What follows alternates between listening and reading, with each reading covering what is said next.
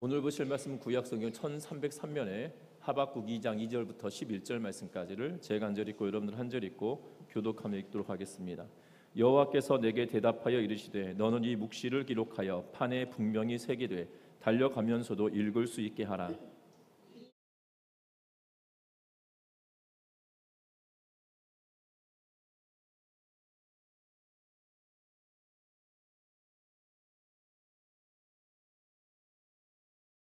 보라, 그의 마음은 교만하며 그 속에서 정직하지 못하나 의인은 그의 믿음으로 말미암아 살리라.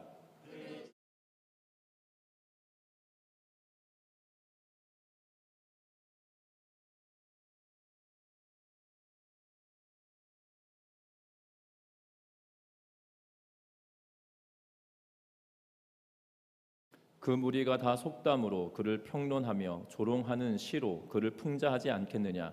곧 이르기를 화 있을진저 자기 소유가 아닌 것을 모으는 자여 언제까지 이르겠느냐. 볼모 잡은 것으로 무겁게 짐진 자여.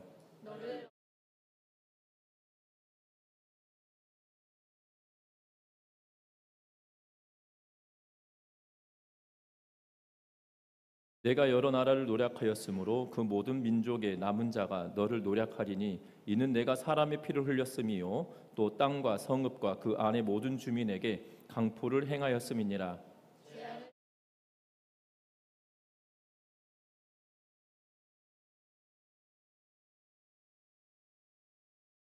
내가 많은 민족을 멸한 것이 내 집에 욕을 부르며 내 영혼에게 죄를 범하게 하는 것이 되었도다.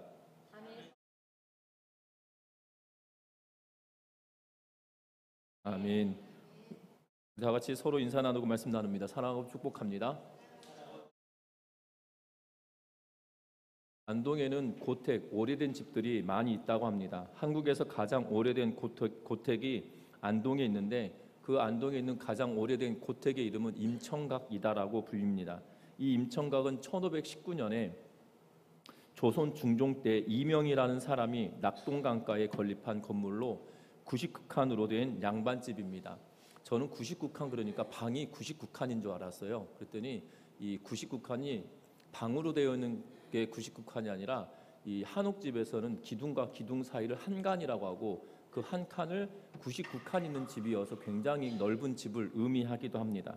그래서 이 집은 북으로는 산을 등지고 있고 남으로는 강을 향한 풍경이 너무나도 좋아서 조선시대에는 수많은 묵객들이 이곳에 머물렀다라고 합니다. 지금 현재는 이 대한민국 보물 182호로 지정되어져 있어서 이 임청각은 안채가 있고 사랑채가 있고 행랑채가 있을 뿐만 아니라 별당도 있고 사당도 있고 정원을 갖춘 전형적인 이 조선의 양반집의 모습을 가지고 있다라고 합니다. 지금까지 있으니까 이 집이 세워진 지 505년이 되는 해다라고 이야기할 텐데요. 500년이나 지나는 긴 세월 동안 집이 지켜지고 있는 것은 참으로 놀랍다라는 생각밖에 들지 않습니다. 또한 이 임청각은 고성 이씨 종택이자 우리나라 독립운동을 대표하는 이 명소이기도 합니다. 왜냐하면 이 집에서 이 독립운동가가 10명이나 나왔기 때문에 이씨 집안이 독립운동가의 명문가다라고 불려질 만한 그러한 집이다라는 거죠. 특별히 임시정부의 첫 국무령을 지냈던 석주 이상용 선생은 그의 생가다라고 이야기를 하고 있는 것을 보게 됩니다. 일제강점기에 나라를 찾기 위해서 항거했던 수많은 독립운동가들의 흔적이 이곳에 고스란히 남아있다라고 이야기하는 것을 보게 됩니다. 여러분들 집이 500년 동안 지내다 보니 나라가 어려움을 당할 때 그곳에서 독립을 위하여 10여 명이나 되는 사람들을 배출해내는 곳. 그래서 그 사람들이 그 후손들이 독립운동을 하였던 것으로 인하여 사실 임청각이라고 하는 이 고택이 굉장히 유명하게 되어진 이유이기도 할 것입니다. 아마 500년이나 된 긴 세월 동안 이 집이 지켜져 왔는데 만약 그곳이 이 일제 강점기에 친일 행각이 너무나도 확연한 일사오적이니 이런 사람들의 집이었다라면 수많은 사람들이 그 집을 뭐라고 것 같으십니까? 그 집을 아유 저 친일파 집이야 이렇게 이야기했을 텐데 이 임청각이라고 하는 이 고택이 우리들에게 고스란히 전해지고 귀감이 되어지는 이유는 다른 것이 아니라 나라가 어려울 때 그곳의 후손들이 그곳에 머물며 나라를 위해서 애쓰고 수고하였음을 우리가 알고 있기 때문에, 그러하기 때문에 그 집이 더 가치가 있는 것 아니겠나라는 생각이 들어집니다.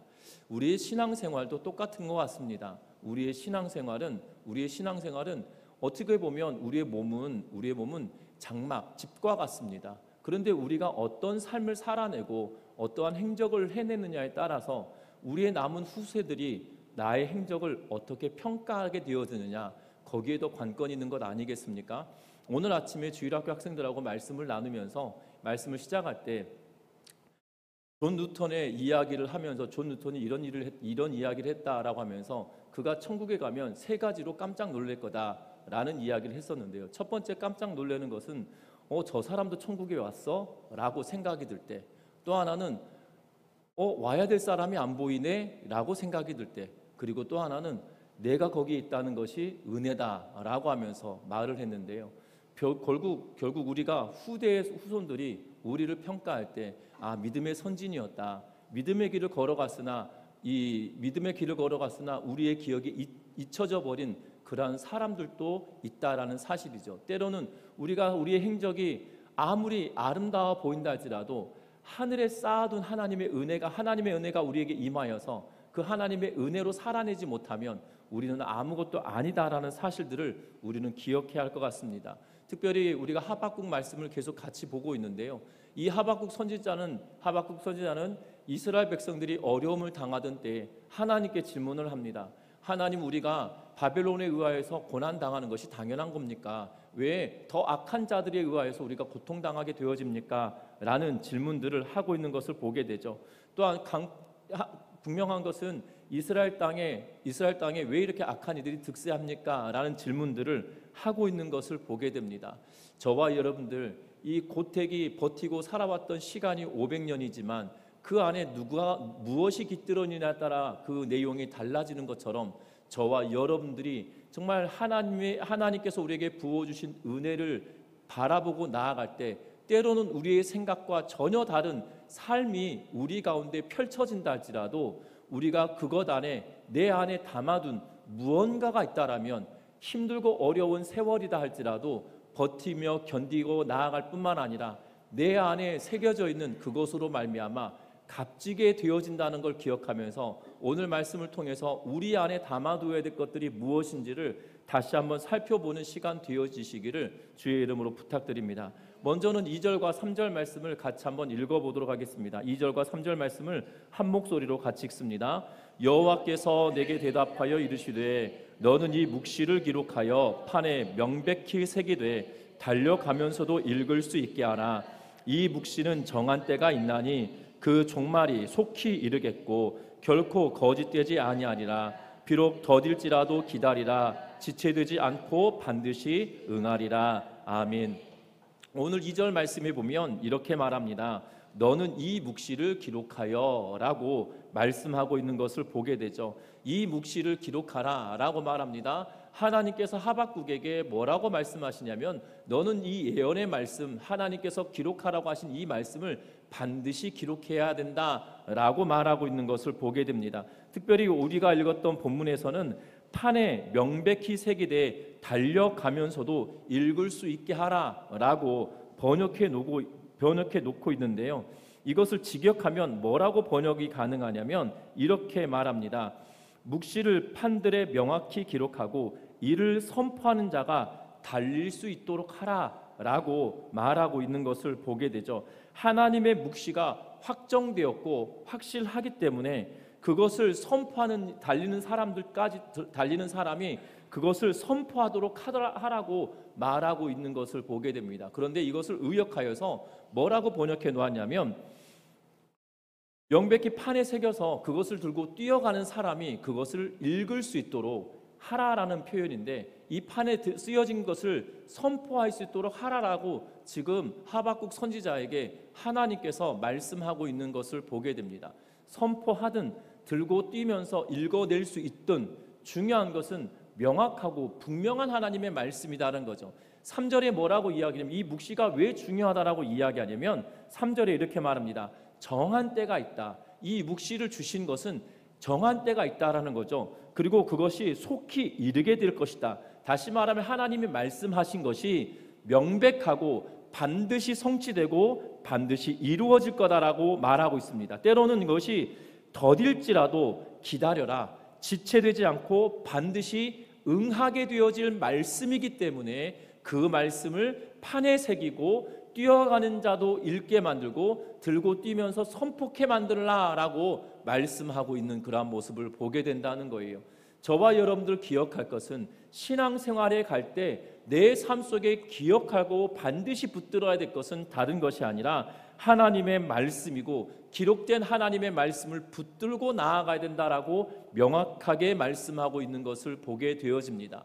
여러분들, 우리가 하나님의 말씀을 붙들고 살아간다, 하나님의 말씀을 붙들고 살아간다는 것은 하나님의 말씀이 내 삶 가운데 조명하여져서 내 삶을 비추고 그 비춰진 말씀으로 내 삶을 다시 한번 변화시켜가는 것을 의미하고 있어요. 그래서 하나님이 기뻐하신 삶을 살아내는 것, 그것을 바로 말씀을 붙들고 살아가는 것다라고 말합니다. 우리가 성경책을 들고 있다고 하여서, 성경책을 들고 다닌다고 해서 말씀을 붙들고 있는 것이 아니라 그 안에 기록된 말씀이 선포되어지고 그 기록된 말씀이 읽혀지고 그 기록된 말씀이 반드시 이루어진다라는 확신으로 기록된 말씀을 마음에 품고 입술로 읊조리며 그 말씀이 내 삶을 비추어서 내 삶이 바뀌어질 수 있도록 나아가는 것. 왜 그렇습니까? 반드시 응하게 되어질 말씀이기 때문이라는 사실이에요. 기도할 때도 마찬가지입니다. 우리가 기도할 때도 하나님의 말씀을 붙들고 기도하십시오라고 말할 때 하나님의 말씀을 붙들고 기도한다는 의미가 무엇일까요? 그것은 다른 것이 아니에요. 내가 어떠한 어려움이 있고 문제가 있을 때 그 기록된 하나님의 말씀 속에서 나에게 주신 은혜가 있어요.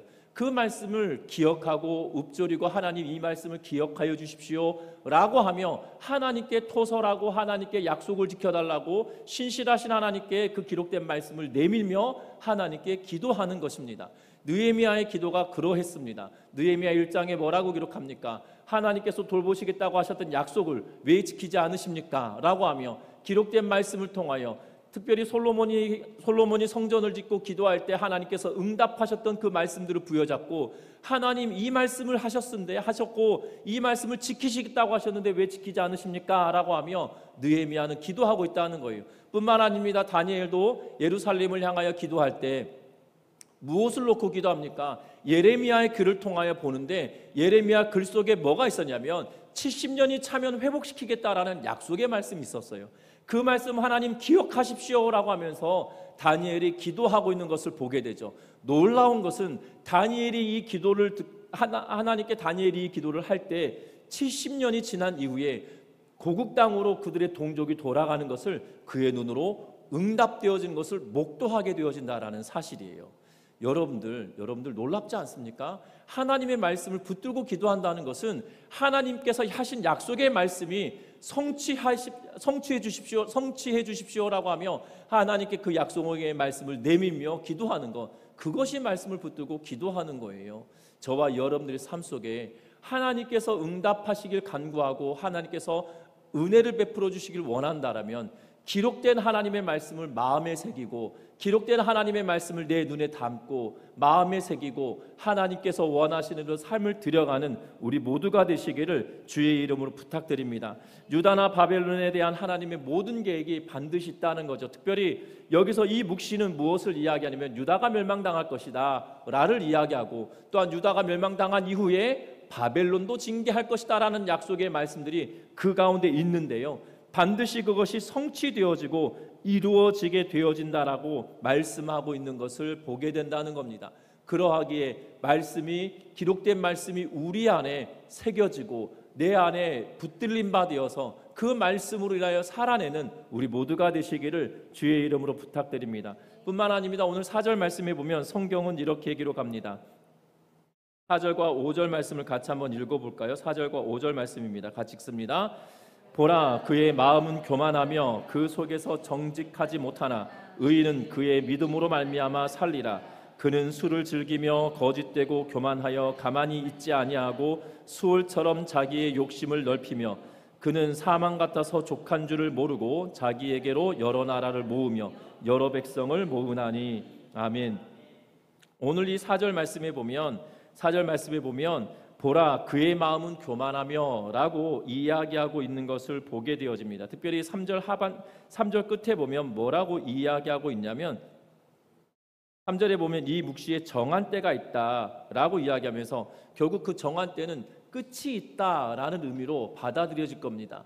끝이 있는데 어떤 끝이냐? 유다의 멸망도 이야기하지만 바벨론의 패망도 이야기하고 있다라는 거죠.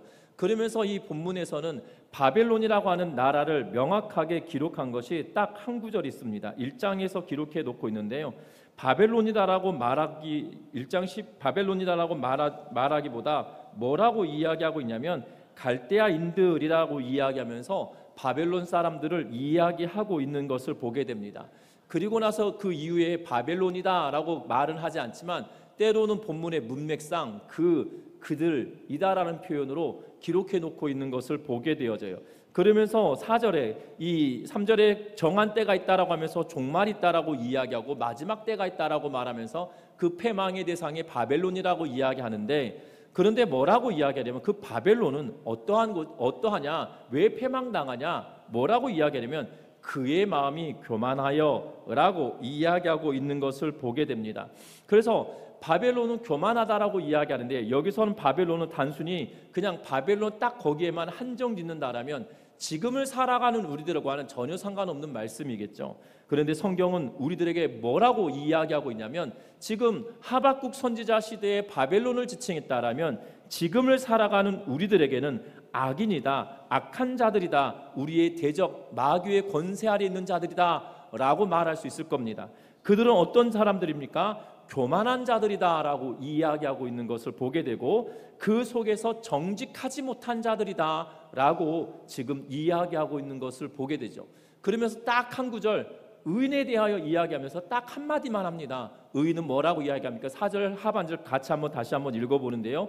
의인은 그의 믿음으로 말미암아 살리라. 아멘. 지금 뭐라고 이야기하냐면 악인은 마음이 교만하다, 그리고 정직하지 못하다 라고 이야기하고 5절에 와서는 뭐라고 이야기하냐면 악인은 술을 즐기고 거짓되고 교만하여 가만히 있지 않는다 라고 이야기합니다. 하지만 악인은 이렇게 4절 상반절에 5절에 대해서 5절의 전체를 이야기하고 있다라면 의인은 딱 한 구절입니다. 뭐라고 합니까? 의인은 믿음으로 말미암아 살리라 라는 그 짤막한 한 구절로 의인의 삶에 대하여 이야기하고 있는 것을 보게 되죠.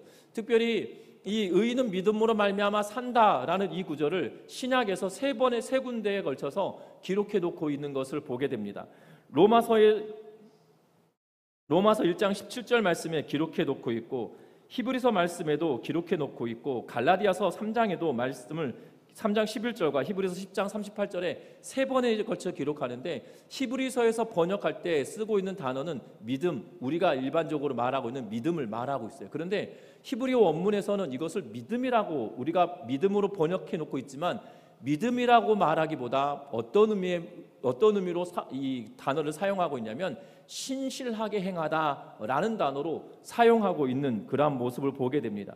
그래서 이 신실하다라는 표현을 쓰고 있는데요. 다시 말하면 의인은 신실함으로 말미암아 살리라라고 말하고 있다는 거예요. 그런데 그 신실함은 어디서 나오는 거예요? 하나님께서 주신 말씀을 붙들고 살아감으로 말미암아 그 신실하신 하나님을 의지하고 살아가는 자가 신실하신 하나님의 뜻에 따라 신실하게 하나님을 의지하고 신실하게 살아내는 것, 거기서 말하는 그 신실함을 의미해요. 그래서 이 같은 단어가 사용되었던 성경 구절이 시편 98편에 기록되어지는데 98편 3절에 뭐라고 이야기하고 있냐면 시편 98편 3절에 그가 이스라엘 집에 베푸신 인자와 성실을 기억하였으므로 라고 할 때 이 성실이라고 하는 단어가 신실하다라는 번역할 수 있는 단어와 똑같이 지금 믿음이라고 번역하는 단어와 똑같은 단어를 쓰고 있다는 거예요.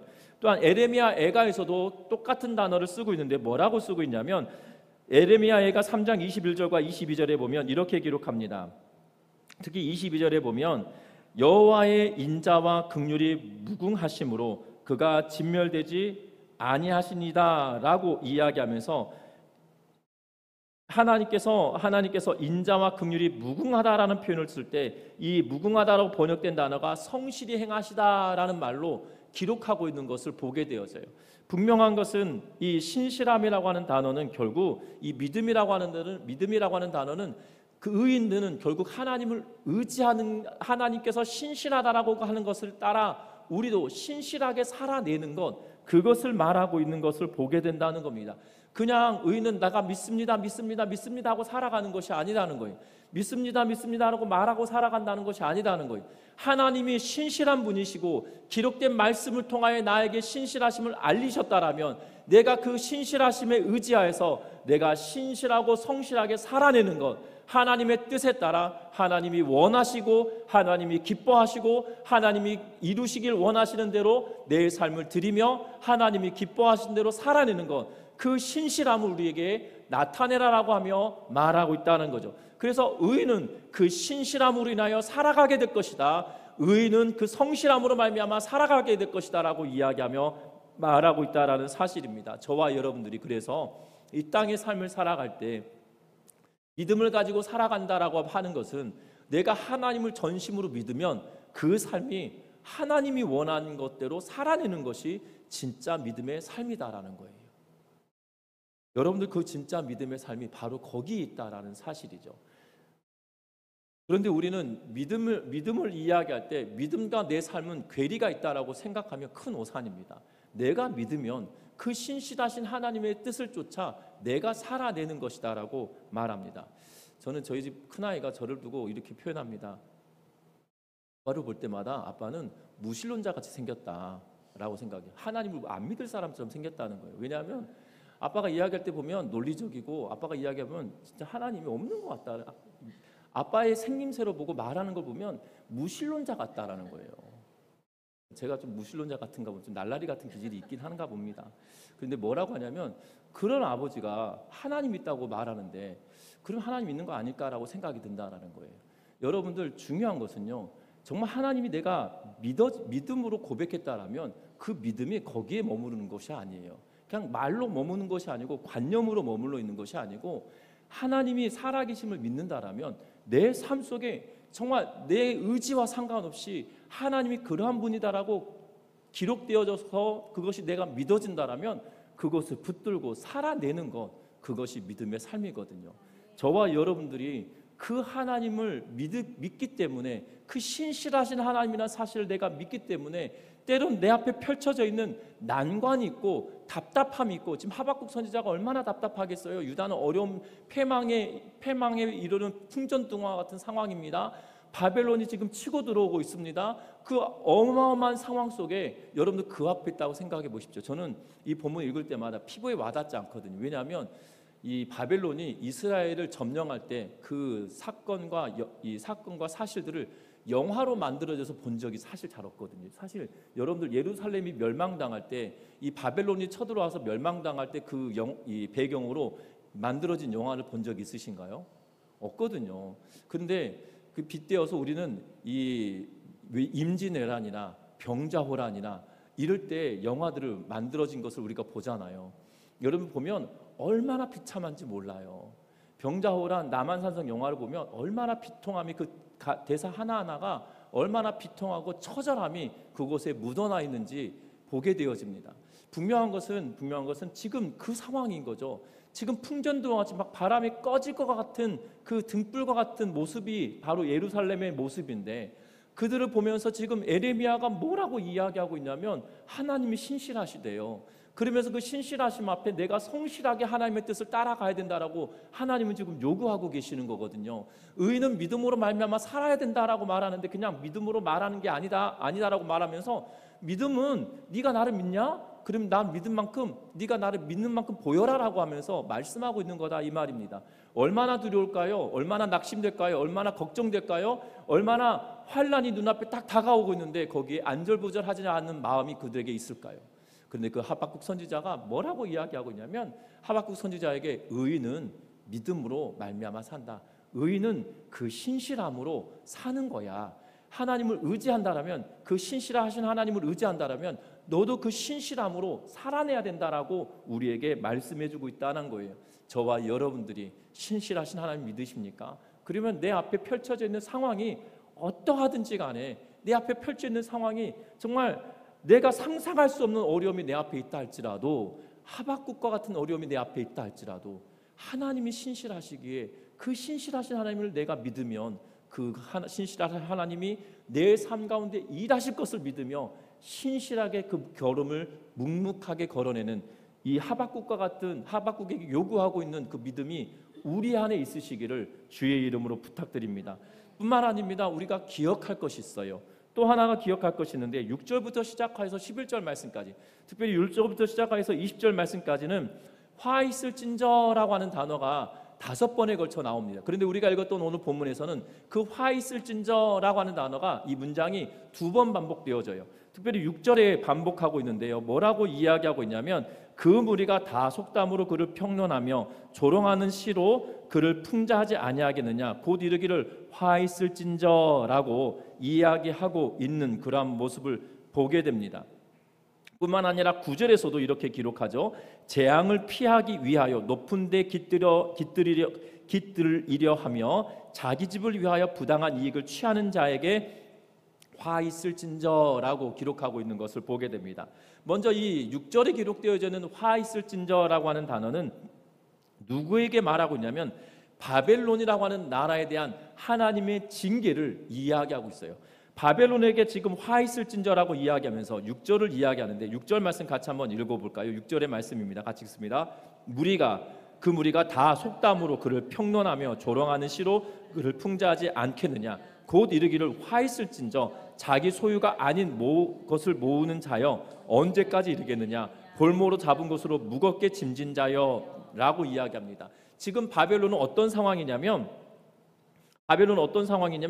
어마어마한 노력을 여러 나라를 통해서 했습니다. 예루살렘뿐만 아니라 그 근동의 모든 나라들 다 이 침공하여서 빼앗을 것을 다 빼앗았어요. 아수르뿐만 아니라 아람도, 그리고 지금 에돔뿐만 아니라 모압까지, 또한 예루살렘까지, 또 더불어 애굽까지 전쟁을 하며 수많은 일들을 행해왔던 이들이었다는 거예요. 그런데 지금 어떻게 되어질 거라고 말하고 있냐면, 화 있을진저라고 했던 그 앞에 부분은 뭐라고 이야기하냐면, 지금 사람들이 조롱할 거다, 너희들을 조롱할 거다, 바벨론을 조롱할 거라는 거예요. 지금 착취를 당하고 빼앗김을 당했던 자들이 이제 앙가품으로 그 열방이 노래하며 말할 거라는 거죠. 뭐라고 말하냐면 바벨론의 패망을 속담으로 만들어내고 바벨론의 패망을 수수께끼로 만들어서 조롱하는 모습으로 등장하게 될 것이다 라고 말하고 있어요. 여러분들 바벨론의 패망으로 속담을 만들어 놓고 바벨론의 패망으로 수수께끼를 만들어서 사람들이 그것을 가지고 유희하며, 다시 말하면 그 이야기를 하면서 즐거워하고 있다는 거. 그러면 어떤 상황인 거예요? 바벨론이 아직도 강건한 나라입니까? 아니면 아예 있지 않은 종이호랑이와 같은 존재가 된 건가요? 종이호랑이와 같은 존재가 될 거다라고 지금 말하고 있다라는 거예요. 그렇게 될 거다라고 지금 말하면서 그것이 반드시 그 패망이, 반드시 그 심판이 있다라고 말씀하고 있는 것을 보게 되죠. 그 심판이 이르게 되어질 것이다, 그 심판이 속히 임할 것이다 라고 말하며, 결국 그 바벨론을 가지고 수수께끼하며 또한 속담을 만들어서 유희를 하며 그것을 인하여 사람들이 즐거워하게 될 것이다, 바벨론을 조롱하게 될 것이다 라고 말하고 있는 것을 보게 됩니다. 더불어 우리가 9절에서 읽었는데요, 그 이 화 있을진저는 누구에 대하여 이야기하고 있냐면 바벨론 왕의 이기심에 대하여 이야기하고 있는 것을 보게 되어져요. 그래서 자기 집을 위하여 부당한 이익을 취하는 자에게 화 있을진저라고 이야기하면서 지금 이것은 왕의 이기심과 왕의 탐심을 두고 이야기하고 있는 것을 보게 됩니다. 바벨론은 자신의 나라와 왕조를 귀하게 생각했다라는 거예요. 그래서 재앙이 닥칠 때 피할 수 있도록 높은 데에다가 마치 에돔 사람들이 바위 틈 사이에 도시를 건설하고 바위 틈 사이에 예배당을 만들어 놓고 그 속에 숨어 있는 그러한 모습처럼 있는 그러한 삶을, 그러한 모습으로 적군이 우리 이 땅을 쳐들어오지 못한다라고 공언하지만 결국 그들이 멸망당하게 되어지는 것을 봅니다. 분명한 것은 바벨론의 왕도 똑같다라는 거예요. 그의 이기심과 탐심으로 높아져 있는 그를 하나님은 그대로 두지 않으실 거다라고 분명하게 말씀하고 있다는 거죠. 그래서 부당한 이익을 취하는 자에게 뭐가 있다고요? 화 있을진저라고 하면서 하나님은 반드시 심판하시겠다. 하나님은 반드시 그들을 멸하시겠다라고 약속하고 있다라는 사실입니다. 악인은 반드시 멸망당한다라고 지금 말씀하고 있다는 거예요. 그것이 우리 마음속에 있어야 돼요. 왜냐하면 지금 하박국은 풍전등화 같은 예루살렘의 암담한 현실 앞에 하나님께 질문을 하였을 때 하나님께서 그에게 하시는 말씀은 네가 이 묵시 언약의 말씀, 약속의 말씀을 기록하고 그것을 붙들고 살아라. 그리고 그 신실하신 하나님을 네가 믿으면 네 삶을 신실하게 살아내라 라고 이야기합니다. 더불어 뭐라고 이야기하냐면 걱정하지 마.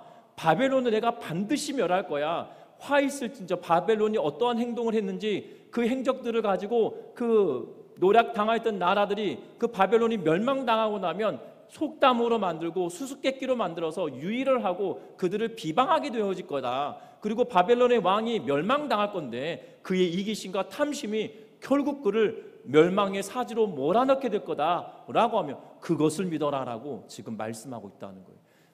하박국 선지자가 하나님의 이 음성을 들을 때 얼마나 놀랄까요? 지금 바벨론은 완전히 침공해서 나라가 멸망당한 상황이 아니에요. 그런데 바벨론이 멸망당할 거다라고 하며 하나님께서 그에게 뭘 주십니까? 소망을 주시거든요. 우리의 신앙생활은 이 마지막 때 하나님께서 멸하실 것이다라는 그 확신을 가지고 나아갈 때 세상에서 주는 두려움과 사단의 영향력 아래 있는 세상이 우리에게 주는 두려움을 우리가 담대히 이겨낼 수 있다라는 사실이에요. 그 담대히 이겨낼 수 있는 힘은 다른 것이 아니라 하나님께서 멸하실 거야 라는 확신이 내 안에 있지 않으면 세상의 두려움은 여전히 더 크게 몰려올 수밖에 없고 우리는 쪼그라들 수밖에 없다라는 사실이죠.